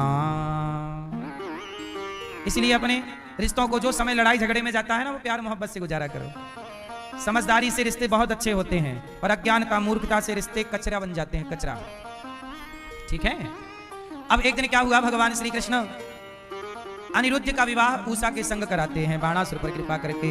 तो अनिरुद्ध का विवाह, कौन है अनिरुद्ध? भगवान कृष्ण के पुत्र प्रद्युम्न, प्रद्युम्न के पुत्र अनिरुद्ध, और अनिरुद्ध के पुत्र हो गए हैं वज्रनाभ। ऐसा भगवान ने बाणासुर पर कृपा की। एक राजा थे, राजा नृग, उनका नाम था नृग। वो गाय का खूब दान करते थे, गौदान। पर एक दिन क्या हुआ, गाय का दान किया और गैया छूट करके ना वो पंडित जी लेकर के गए कि उनके खूंटे से छूट करके राजा के पास फिर वो गाय आ गई और राजा नरक ने एक अपराध कर दिया। एक छोटा सा अपराध हो जाने के कारण गौदान तो किया, पर राजा होने के कारण वो एक न्याय नहीं कर पाए थे, जिसके कारण राजा नरक को गिरगिट बनना पड़ा। और भगवान कृष्ण ने उनको गिरगिट की योनि से मुक्त किया। क्यों मुक्त किया? क्योंकि गौदान किया। इसलिए हम आपसे एक प्रार्थना करते हैं कि सदा अपने जीवन में 3 काम सब लोग कर लीजिएगा। पहला काम, मरने से पहले सबको गौदान कर लेना चाहिए। आप भी गौदान जरूर कीजिएगा। गौरी गोपाल गौशाला में आकर कभी भी आप गौदान कर लीजिए। आज मैया ने गौदान किया तो आप भी गौदान कीजिएगा। और मरने से पहले गाय ही वैतरणी नाम के नरक से पार लगाती है। दूसरा काम, मरने से पहले क्या करिएगा कि मरने से पहले भागवत जी सुन लीजिएगा। पोथी पाठ भागवत जी के करा लीजिएगा। भागवत जी के पोथी पाठ जैसे अभी आप लोगों ने आज बिठाए, आप भी मरने से पहले पोथी पाठ करा लीजिएगा। जीवन में पाठ भागवत जी का अनुष्ठान सबको करना चाहिए। और तीसरा कार्य, मरने से पहले सबको अन्नदान जरूर करना चाहिए। मरने के पहले जो आपकी जिम्मेदारियां हैं, ये दास अनिरुद्ध भी यही चाहता है कि मैंने अपने मरने के पहले, अभी तक तो देखो मैं मरा नहीं, तो अब तक मैंने सोचा कि भागवत जी के पाठ कर लूं, करा लूं। तो दास अनिरुद्ध हर महीने 2 पाठ सुनता ही सुनता है। अन्नदान तो 12 महीने यहाँ चलता ही है। गौ सेवा भी दास अनिरुद्ध करता ही है। ये सब वो काम हैं जो हमें वहां दिखेंगे। इसलिए अन्नदान करिएगा। क्या करिएगा? अन्नदान। हो सके तो गौ माता घर पे रखिएगा, गाय का सम्मान कीजिएगा, गाय की सेवा कीजिएगा। तो पहला काम गौ सेवा, गौदान। दूसरा काम भागवत जी जरूर सुनिएगा, पोथी पाठ करा सकते हैं अपने माता पिता और जीवन में आप। और तीसरा काम अन्नदान। कहते ना, मरने के पहले अपनी 13वीं कर लो। 13वीं मतलब अन्नदान कर लो, क्योंकि मरते समय पता नहीं कौन सी सिचुएशन पैदा हो जाए, क्या परिस्थिति। कोरोना काल में जो लोग मरे उनकी 13वीं भी नहीं हो पाई। इसलिए कुछ काम जीते जी कर लो, मरने के दिन के लिए बैठे ना रहो, ठीक है। तो जीवन में अन्नदान। यहाँ गौरी गोपाल में हजारों संत आते हैं, संतों का भोजन बढ़ता है। आप भी संतों का भोजन करा सकते हैं कि कल का भोजन आप कराएंगे, संतों की सेवा आप करेंगे। देखो हजारों संत यहाँ आते हैं, सेवा कर सकते हैं। अब भगवान ने राजा नरक पर कृपा की। अब पांडरक नाम का एक राजा था, वो 4 हाथ लगा के घूमता। 2 तो उसके 6 नेचुरल, पर 2 उसने लकड़ी के बनवा लिए और नकली हाथ वो मशीन से चलाता, उनको हल्का सा हिलाता डुलाता रहता। पांडरक उसका नाम था, नकली भगवान बना घूमता। तब जाकर के भगवान ने उस पांडरक नाम के राजा को मार गिराया। आज के युग में सबको क्या बनना है? भगवान। इसलिए आपसे मैं एक प्रार्थना कर दूं कि किसी को भी भगवान मान लेना ये भी अपराध है। क्यों मैया? जैसे आप किसी को भी अपना पति बना लो, ये अपराध है कि नहीं? भाई आपका पति कोई भी तो नहीं हो सकता, जो है वही हो सकता है। जो आपका पति है वही आपका पति हो सकता है, कोई भी आपका पति नहीं हो सकता। बोलो हाँ। ऐसे ही कोई भी भगवान नहीं हो सकता, जो भगवान है वही भगवान रहेंगे, कोई भी भगवान नहीं हो सकता। आजकल लोग किसी को भी भगवान बता देते हैं, ये भगवान ये भगवान। कोई व्यक्ति कभी भगवान नहीं हो सकता। पांडरक जो है वो नकली बना घूमता, भगवान ने मार गिराया। सोचिए भगवान के टाइम पर भी नकली भगवान थे, तो आज नकली भगवान हो जाए कोई, तो इसमें कोई आश्चर्य है? इसलिए आज भी नकली भगवान, आजकल देखो ना, सब लोगों के अलग अलग भगवान हैं, सबके अलग अलग। अब जैसे कुछ लोग कहते हैं कि ये बाबा जी भगवान हैं, कोई कह रहे हैं कि ये साईं बाबा को कुछ लोग भगवान कह रहे हैं। साईं बाबा को कुछ लोगों ने कह दिया, कुछ लोगों ने दूसरे बाबा को कह दिया, कुछ लोगों के तीसरे बाबा हैं, कुछ लोगों के चौथे। ऐसे कितने बाबा हैं जिनके शिष्यों ने, जिनके लोगों ने उनको क्या मान लिया? भगवान। अरे भाई, कोई भी व्यक्ति भगवान नहीं हो सकता। हो सकता है? भगवान सदा से हैं। जैसे गंगा, कोई भी नदी गंगा नहीं हो सकती, गंगा सदा से है। आपको गंगा बनाने की जरूरत नहीं है। नहीं आप कहो देखो हमने ये गंगा बनाई है, भाई तुम्हारे बस की नहीं है गंगा। जो गंगा सदा से है उसे ही गंगा मानो, जो यमुना सदा से है उन्हें ये यमुना मानो, जो प्रयागराज सदा से हैं उन्हें ही प्रयागराज मानो। ऐसे ही जो भगवान सदा से हैं, नारायण राम कृष्ण, वही सदा से हैं, वही भगवान है। कोई व्यक्ति ये दावा कर दे कि मैं भगवान हूं, तो वो दावा गलत है। कोई व्यक्ति कभी भगवान नहीं होता। और यदि आप किसी व्यक्ति को भगवान मान लेते हैं और भगवान के समकक्ष रख देते हैं, तो अब एक उदाहरण से मैं आपको ये बात समझा दूंगा कि देखो आपके पति की बराबरी क्या दूसरा पुरुष कर सकता है कि भाई तुम भी हमारे पति के जैसे हो? तो जो सम्मान, जो चीज पति के लिए है वही उस आदमी के लिए हो, तो इससे पति नाराज होगा कि खुश होगा? ऐसे ही जैसे पति के समकक्ष कोई हो नहीं सकता, पति के जैसा कोई हो नहीं सकता, ऐसे भगवान के जैसा भी कोई हो नहीं सकता, कोई नहीं हो सकता। ठीक है? भगवान के जैसे कौन? सिर्फ भगवान। कोई व्यक्ति कभी भगवान के जैसा नहीं है। ठीक है? केवल भगवान ही भगवान है, कोई व्यक्ति कभी भगवान नहीं हो सकता। कितने लोगों को बात समझ में आ गई? तो भगवान श्री कृष्ण का 20,800 राजाओं ने स्तुति की, भगवान ने सब पर कृपा की, सबको जरासंध के अत्याचार से मुक्त किया। इसके बाद भगवान ने शिशुपाल पर कृपा की। शिशुपाल भगवान को 100 गालियां रोज देता था, पर भगवान 100 गालियां रोज सुनकर भी कोई रिप्लाई नहीं करते। एक बात बताएं, सबके मुंह मत लगा करो। कई बार आप गलती क्या करते हैं, किसी के भी मुंह लग जाते हैं। कहावत तो सुनी होगी, कुत्तों के मुंह क्या लगना। आप गलती करके किसी के भी मुंह लग जाते हैं। भगवान शिशुपाल के मुंह लगते ही नहीं। 100 गालियां भगवान को रोज परोसता, रोज देता, भगवान चुप रहते। आप भी थोड़ा 2, 5, 10 गालियों को सह लो।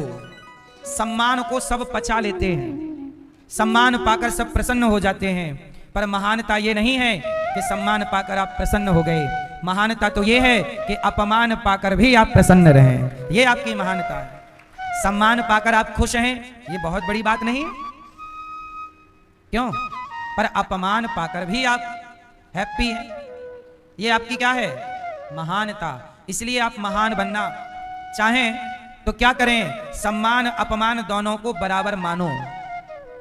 जो व्यक्ति समझदार होगा, जो भक्त होगा, वो अपमान से परेशान नहीं होगा। अपमान से परेशान कौन है? जो भक्त नहीं है। जो भक्त होगा वो समझ लेगा कि तेरे फूलों से भी प्यार और तेरे कांटों से भी सम्मान। मैं आपको कई बार बता चुका हूं, 6 चीजें भगवान के हाथ में होती हैं। कौन कौन सी? हानि, बोलो हानि, लाभ, जीवन, मरण, यश, अपयश। 6 चीजें किसके हाथ में? हानि और लाभ। आज मुझे कितना लाभ होगा, कितनी हानि होगी, मैं अपना कर्म करूं, मैं अपना काम करूं, क्या मिलेगा क्या नहीं मिलेगा, ये भगवान पर छोड़ देना चाहिए। हानि लाभ और जीवन और मृत्यु, ये किसके हाथ में है? भगवान के। इसलिए हानि लाभ जीवन मरण और यश अपयश। अब मेरा नाम कितना होगा, अपमान कितना होगा ना। इसलिए दास अनिरुद्ध को जब आप मुझे सम्मान देते हैं तो मैं बहुत खुश नहीं होता, और जब आप कुछ लोग न्यूज वाले, चैनल वाले, बहुत कुछ लोग ऐसे हैं जो अपमान करते हैं तो मैं परेशान नहीं होता। सम्मान पाकर फूलता नहीं हूं, अपमान पाकर के परेशान नहीं होता। हर परिस्थिति में सम रहो। सही है? भूल जाओ कि किसी ने आपका सम्मान किया, भूल जाओ कि किसी ने आपका अपमान किया। सम्मान अपमान दोनों से ऊपर उठ जाओ। कई बार आपकी लड़ाई किस बात की है? महाराज जी मेरी बहू ने मेरा अपमान कर दिया, मेरी सास ने मेरा अपमान कर दिया, फलाने व्यक्ति ने मेरा अपमान कर दिया। बात सम्मान पे आ गई और फिर आप जो लड़ाई करते हैं। सम्मान, किससे सम्मान चाहते हो ये तो बताओ। अच्छा ये बताओ, आप सब यदि मेरा सम्मान करोगे तो मुझे क्या मिलेगा, और आप यदि मेरा अपमान करोगे तो मेरा नुकसान क्या होगा? इसलिए मैं माताओं की, गौरी गोपाल की सेवा मैं इसलिए नहीं करता कि कोई मेरा सम्मान करे या कोई मेरा अपमान करे। जो मुझे करने चाहिए, जो कर्तव्य ईश्वर ने मुझे दिए हैं, जो मुझे करना चाहिए वो मैं करता हूं। अब उस कार्य के लिए कोई सम्मान करे तो स्वागत है, अपमान करे तो स्वागत है। मैंने ये कार्य इसलिए नहीं किया कि कोई मेरा सम्मान करे। आपका सम्मान का मैं करूंगा क्या ये बताओ, और आपके अपमान का भी मैं करूंगा क्या? इसलिए ना तो अपने पास सम्मान रखना चाहिए, ना तो अपने पास अपमान रखना चाहिए। हम कहते हैं जैसे कमल का पुष्प पानी में भी होता है और कीचड़ में भी होता है, पर कीचड़ में रहकर भी वो कमल का पुष्प कीचड़ की एक बूंद भी उसे टच नहीं कर पाती, और पानी में रहे तो पानी की बूंद नहीं छू पाती। वो दोनों से उठा हुआ रहता है, दोनों से ऊपर है। ऐसे ही आप और हम ऐसे बने कि सम्मान अपमान के कीचड़ से अपने आप को ऊपर उठा के रखें, ये दोनों हमें छू ना पाए। सम्मान हमें प्रभावित ना करे, अपमान हमें प्रभावित ना करे। हर हाल में ये दोनों ईश्वर का प्रसाद है। सच बताओ, सम्मान किसका प्रसाद है और अपमान किसका प्रसाद है? ये बहुत ऊंची बात है मेरी माँ। आप लोग तो सारी जिंदगी सम्मान की लड़ाई ही लड़ते लड़ते मर जाते हैं। अरे चलो, आपका सम्मान हो भी गया समाज में तो क्या पाओगे? प्रभु से तो प्रेम हुआ नहीं, तो क्या उस सम्मान से तुम्हारा कल्याण हो जाएगा? सम्मान से कल्याण होता तो सम्मानित लोगों का हो जाता। बहुत लोगों को तो सरकार ने किसी को इस मेडल से, उस मेडल से, इस पदक से, उस पदक से सम्मानित कर ही दिया। सरकारें नहीं बुलाती हर साल राष्ट्रपति जी किसी को फलाने चक्र से, फलाने चीज से सम्मानित किया जाता है। क्या पाओगे? सम्मान, सम्मान का जो मिला है वो ले जाके घर पे सजा लोगे, दीवार पे लगा रहेगा, क्या हो जाएगा? इस सम्मान से तुम्हारा कल्याण ना होगा।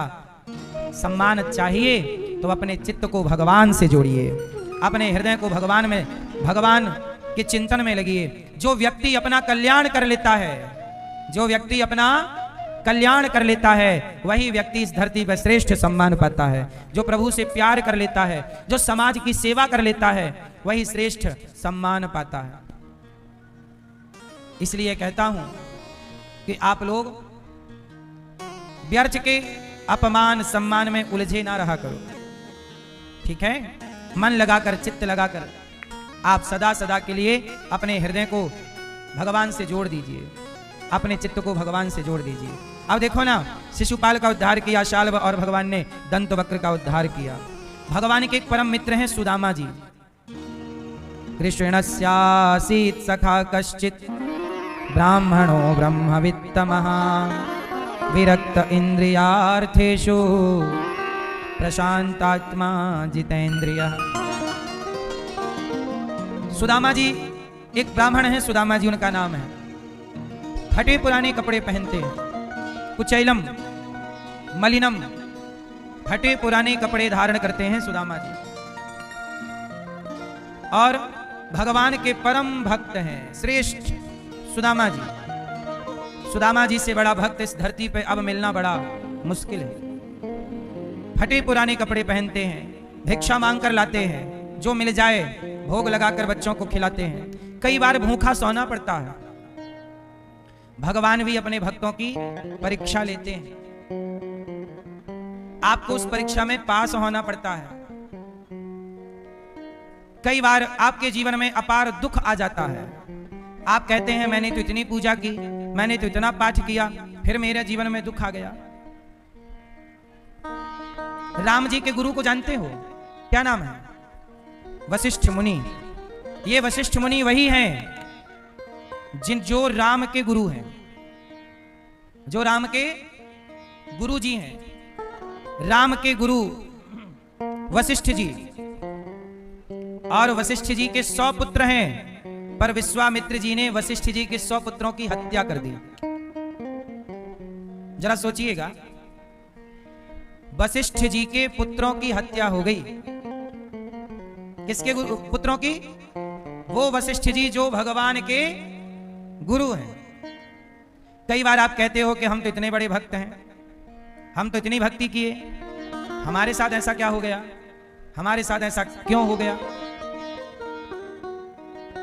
नहीं, क्यों हो गया आपके साथ ऐसा? आप उत्तर खोजते हैं। आप सोचते हैं मैंने तो इतनी भक्ति की, इतना पूजा किया। कई बार आपको जो ईश्वर ने दिया है, जितना आप उतने के भी काबिल थे नहीं, परंतु आपने भक्ति बहुत की है। उस भक्ति के बल से आपको वो सब चीजें मिलती हैं, पर आप भगवान के हिसाब किताब को समझ नहीं पाते, है ना? आप ईश्वर के हिसाब को नहीं समझते। कई बार आप कहते हैं मैंने इतनी भक्ति की, मेरे साथ क्यों हो गया? अरे जो जितनी आयु लेकर आता है वो उतनी रहता है, चाहे वो किसी के भी घर में आए। वशिष्ठ जी से बड़ा कौन? इसलिए कहता हूं कि जीवन आना और जाना, जीवन और मृत्यु ये अलग विषय है, और आपका जो अटैचमेंट भगवान से है, भक्ति है, वो अलग विषय है। इसलिए संसार के रिश्तों से भगवान को अलग ही रखिएगा। रिश्तों की रक्षा के लिए भगवान की भक्ति का प्रयोग ना करिए। भगवान तो सबकी रक्षा करते ही हैं, पर जो होना है वो भी तो होके ही रहता है। सुदामा जी बड़े गरीब हैं, इतनी गरीबी में भी सुदामा हर परिस्थिति, नहीं मिला खाने को कोई बात नहीं, भगवान की यही मर्जी है, शिकायत नहीं है। जो समझदार होगा, जो भक्त होगा, वो शिकायत नहीं करेगा, वो कहेगा प्रभु अच्छा आपकी ये इच्छा है, ठीक है, मैं आपकी शिक्षा में हैप्पी हूं, खुश हूं। सुदामा जी की पत्नी सुशीला बोली कि प्राणनाथ ऐसा करिए, मैंने सुना है कि आपके पति द्वारिकाधीश हैं। क्या आपके मित्र द्वारिकाधीश हैं? बोले हाँ मेरे मित्र द्वारिकाधीश हैं। तो सुशीला जी बोली तो आप अपने मित्र के पास जाओ और अपने मित्र से कहो कि वो हमारी गरीबी दूर करें। सुदामा जी बोले कि देवी मैं भगवान के पास इसलिए नहीं जा सकता कि मैं गरीब हूं, तो मेरी गरीबी आप दूर कर दीजिए। सुदामा जी गरीब तो हैं, पर वो भगवान से भी मांगते नहीं। भक्त ऐसा होता है कि स्वाभिमानी है, मांगेंगे नहीं। आपका मन हो तो दो, नहीं मन तो मत दो। भगवान से भी नहीं मांगता भक्त।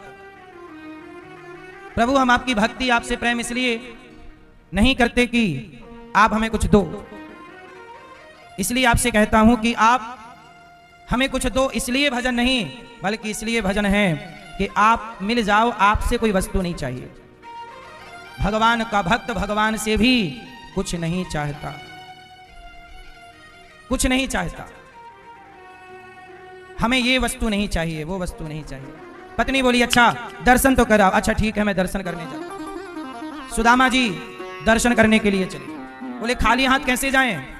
बोले 4 मुट्ठी चिवड़ा, चावल, पोहा, जो भी आप समझें, 4 मुट्ठी चिवड़ा लेकर के, और 4 मुट्ठी चिवड़ा लेकर के सुदामा जी ऐसे कांख में दबाए और चल पड़े। चले श्याम सुंदर से मिलने सुदामा, गाते हुए मन में हरे कृष्ण रामा। सुदामा जी चले 4 मुट्ठी चिवड़ा लेकर के। रास्ता तो पता नहीं, पर चल रहे हैं। जब भक्त चल पड़ता है तो भगवान कृपा करके स्वयं, भगवान कृपा करके स्वयं उस भक्त को अपनी मंजिल तक पहुंचाते हैं। सुदामा जी चले, भगवान गाड़ी लेकर के आए, और गाड़ी लेकर के आए। कहा बाबा कहां जा रहे हो?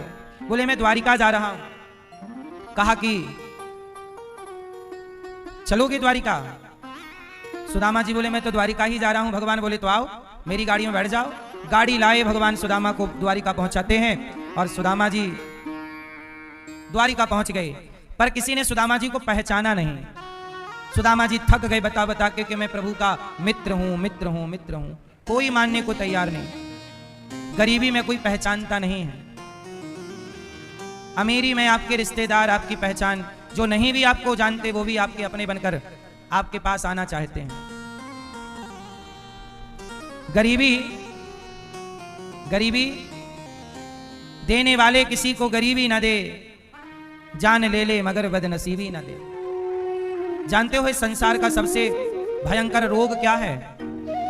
इस संसार का, इस धरती का सबसे भयंकर रोग है गरीबी।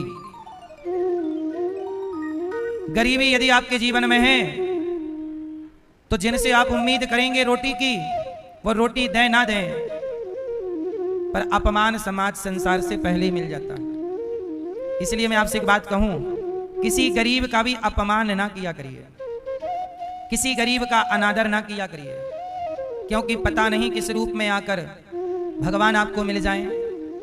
गरीबी सुदामा जी की देख लीजिए ना, अपमान पे अपमान मिल रहा है, लेकिन भगवान परीक्षा बहुत लेते हैं। सुदामा के धैर्य की, रोटी नहीं भूख की परीक्षा, बच्चे भूख से तड़प रहे। इतनी परीक्षा लेने के बाद अंत में सुदामा जी जब द्वारिका पहुंचे, द्वारपालों ने कहा कहां जाना है? बोले कृष्ण से मिलना है, आप जाकर कह दो द्वारपाल ने कह दिया